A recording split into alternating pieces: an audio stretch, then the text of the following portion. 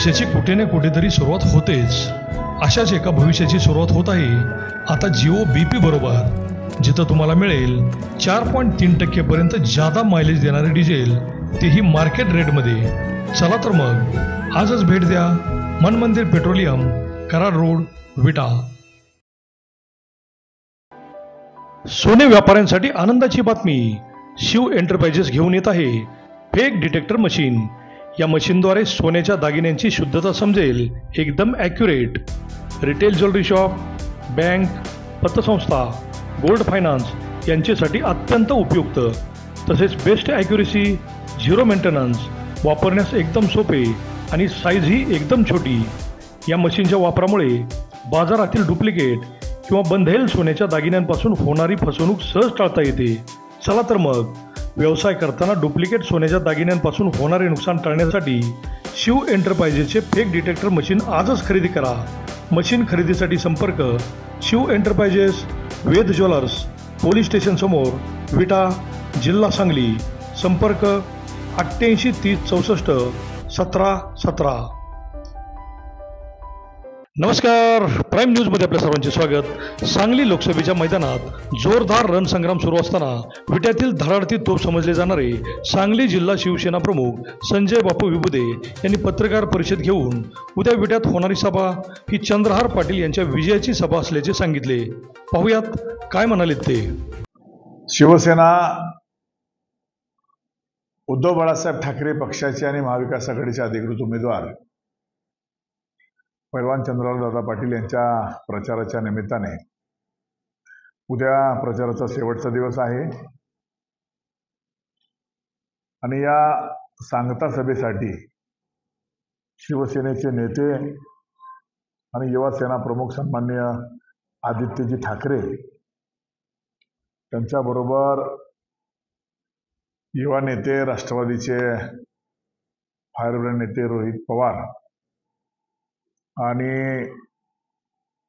जयंतरावजी पाटील साहेब, विश्वजीतजी कदम साहेब, Nitinji बानवडे Patil sir आणि DPIचे प्रमुख सुकुमार Kamble sir आणि अण्णाभाऊ साठेंचे नातू सचिन साठे या प्रमुख नेत्यांच्या उपस्थितीमध्ये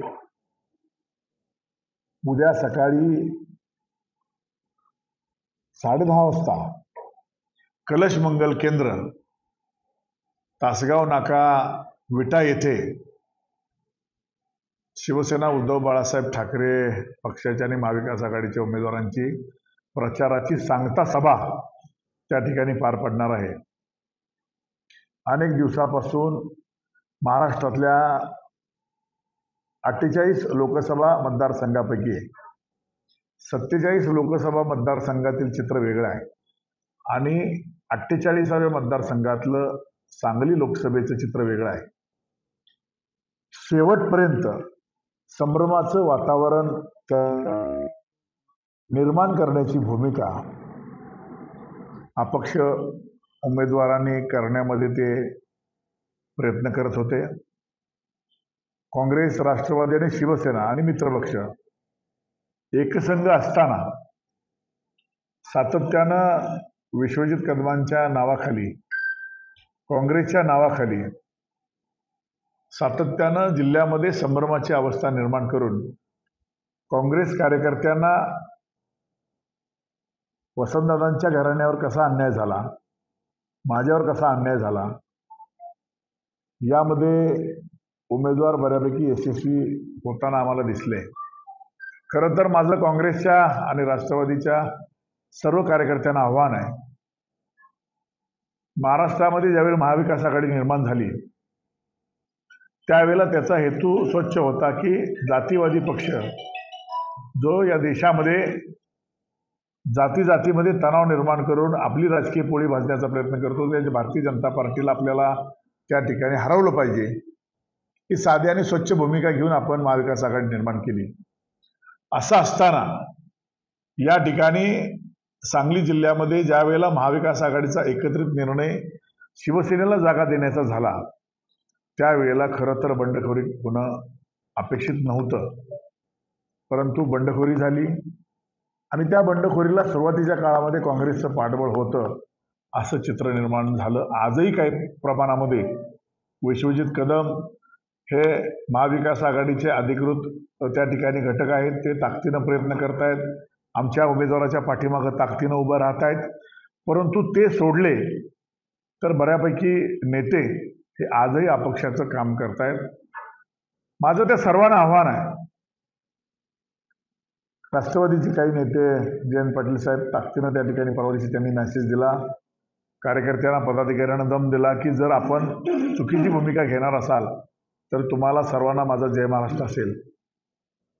परंतु माझं त्या सर्व कार्यकर्त्यांना आव्हान आहे, पदाधिकाऱ्यांना आव्हान आहे, ही निवडणूक एका लोकसभेच्या निवडणुकीपुरती मर्यादित नाही. या निवडणुकीला एक मेसेज आपण त्या ठिकाणी महाराष्ट्रामध्ये देणार आहे.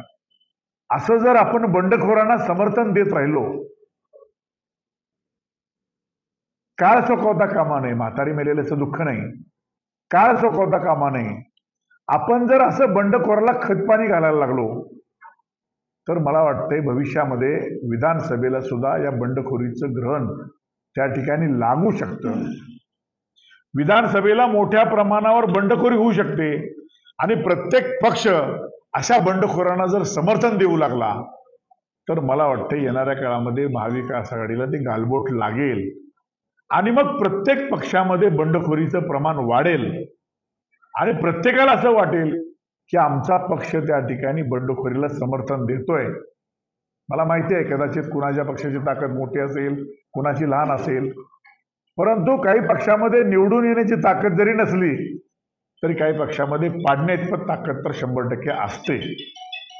आणि म्हणून माझी काँग्रेस राष्ट्रवादीच्या सर्व पदाधिकाऱ्यांना त्या ठिकाणी विनंती आहे की आपण बंडखोरीला समर्थन देता कामा नये. अनेक वेळेला सांगतात वसंतदादांचा नातू आहे, मी माझ्या आजोबाचं नाव का वापरू नये. 100% वापरलं पाहिजे, माझं त्याबद्दल दुमत नाही. परंतु आपलं गेल्या 4 वर्षातलं 5 वर्षातलं कर्तृत्व काय हे सुद्धा आपण तपासून पाहिलं पाहिजे. वसंतदादांच्या संस्था तर आपल्याला सांभाळता आल्या नाहीतच, परंतु नवीन काय आपण संस्था निर्माण केल्या का, नवीन लोकांना रोजगार दिला का, नवीन कार्यकर्त्यांना त्या ठिकाणी आपण काम दिलं का हाताला. आपण गेल्या 5 वर्षामध्ये शेतकऱ्यांच्या प्रश्नावर किती आंदोलनं केली, आपण गेल्या 5 वर्षामध्ये तरुणांना रोजगार मिळावा म्हणून किती आंदोलनं केली, आपण किती रोजगार मेळावे घेतले, आपण प्रत्येक मतदारसंघामध्ये 5 वर्षामध्ये किती भेटीगाठी दिल्या. या सुद्धा खरं तर बंडखोरांनी लोकांनी त्यांना प्रश्न विचारला पाहिजे. आपण कारखान्याच्या ऊसाची बिलं बुडवली, लोकांची बिलं आजही दिलेली नाहीत. संजय काकांची तीच परिस्थिती आहे, लोकांची बिलं दिली नाहीत.